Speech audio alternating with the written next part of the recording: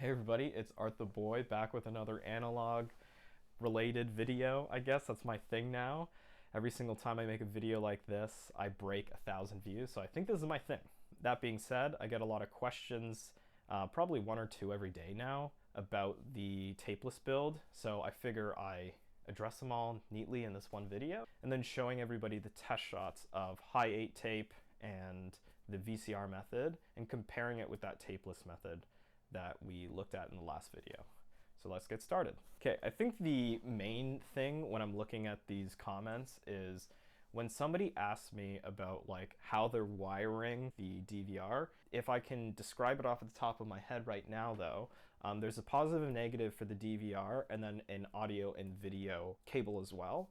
When you take your AV cables, the yellow, white, and red cables, and you cut them, you'll notice they're shielded and then there's like another insulated part. So that shielding's actually the ground. We have that yellow connector. We cut it, we twist the shielding, and then we expose the wire inside. So we have a negative and positive, or a hot and ground lead. Then we connect that to the appropriate terminals. Then you take that ground wire, and then every ground from this point gets attached to itself in kind of like a weird daisy chain sort of thing. You're going to want to insulate this again when you're all finished because you don't want it touching any of the hot leads because it'll just short everything. What I normally do is either use electrical tape or hot glue and then just make sure that no copper touches any other copper of the hot leads. A really good tip that I used actually with the build is I found a female RCA connector, and I used that to solder to the DVR. This way I didn't have to like cut and like mess with the proprietary AV cables that came with the actual camera because I don't really want to do anything super destructive in that sense. This way, all I got to do in the future, if I upgrade to like those DVRs with the screens, it's easy, nothing's destroyed or anything, and I don't have to resolder and have a headache. So I got a comment from Snappy, and they said, does your DVR only record in 3-minute increments? Yes, I kind of got it wrong when I responded to this question, but it actually does. There's not much dropout between. I don't think there is any, but it's easy to just snap them together. Going with the more expensive DVR designed to kind of record long form SP tape stuff is definitely going to be your friend. We'll talk about the actual visual qualities of each now. Out of all of the tape methods, my favorite one has to be the VHS tapeless method, just because it gives that really weird snuff film kind of vibe. The particular DVR I picked records in 720p and it stretches out the image. So in post, you gotta like compress it back. It's also kind of a look too, being a little bit stretched out. The interlacing isn't super intense. I don't really like the look of like, say there's motion blur and you can kind of see the kind of weird jagged interlaced in-betweens. That's really prevalent in the Hi8 method and the VCR method. The main thing I like about it too is the actual camera itself is like pretty nice and the glass is nice too. It's not like a film grain, it's just like a really junky sort of look, especially in low light footage. It's kind of what I was looking for with this sort of thing. The advantage of the Hi8 video 8mm method or whatever is how easy it is. This visually is my second favorite.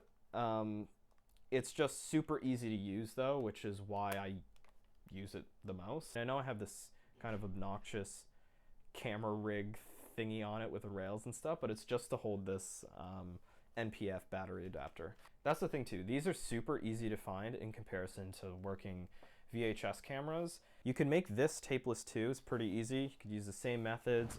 It gives you a different characteristic because the tape format is different, and obviously all the other factors, lens, codec, all that stuff, also factors into it. And this has a little tiny DC port. It's kind of annoying because like if you bump it the wrong way, it like shuts off. Last but not least, this is how most people back in the day got analog video into their homes, and that's a VCR.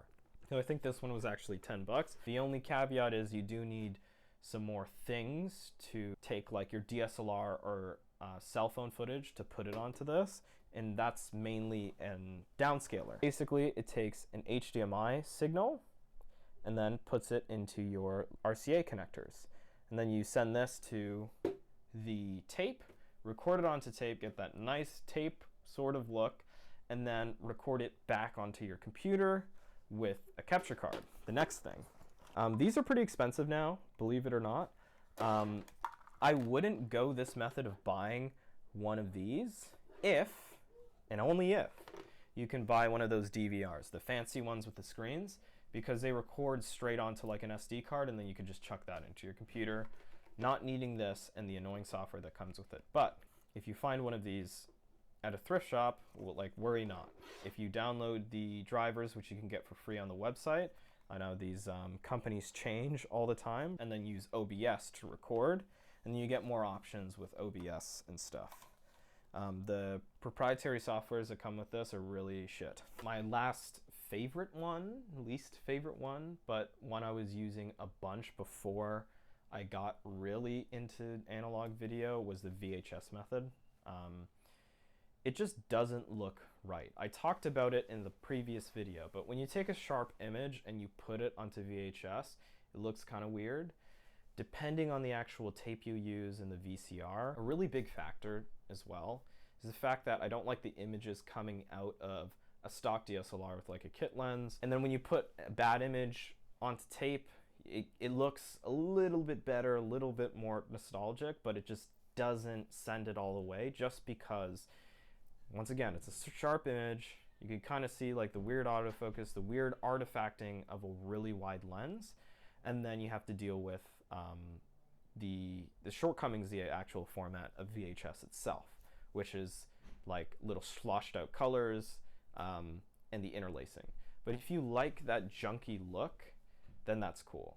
In my opinion, the best with animations and stuff. So a lot of my videos have like weird title cards. Those were from the computer onto VHS and back. It does this really interesting thing where it washes out the colors and has bleed between the edges of the actual like typefaces or animations and stuff that you use. It's cool to use that way. People that I see kind of use that method is like Jack Stauber and stuff. It seems like the way they get most of their animation stuff is to record it actually on a VCR and bring it back. So once again, my name's arttheboy. I'm gonna make a lot more of these kind of tutorial videos. Like I said, they do the best on this channel, so I think I'll just try to snipe a few while I still can. So anything in the comments is like fair game. As you saw, I was kind of like pulling people's comments and just like talking about it and stuff like that. So feel free to ask about something if you like something particular. I generally do like analog, DAW-less, creative stuff, music and visual. Those are sort of things are married in terms of my artistic weirdness. And all my secrets will be laid bare for you to check out. So just let me know if you want like a tutorial on stuff. Thanks for watching. I think that's it. Check out the music links below. A lot of my music stuff has all of these elements, whether it be cassettes, like reel-to-reel stuff, VHS things. I have like weird music videos that are all on tape, things like that. So if you're into that sort of thing, check it out. Self-plug. And that seems to be it. All right. Cool.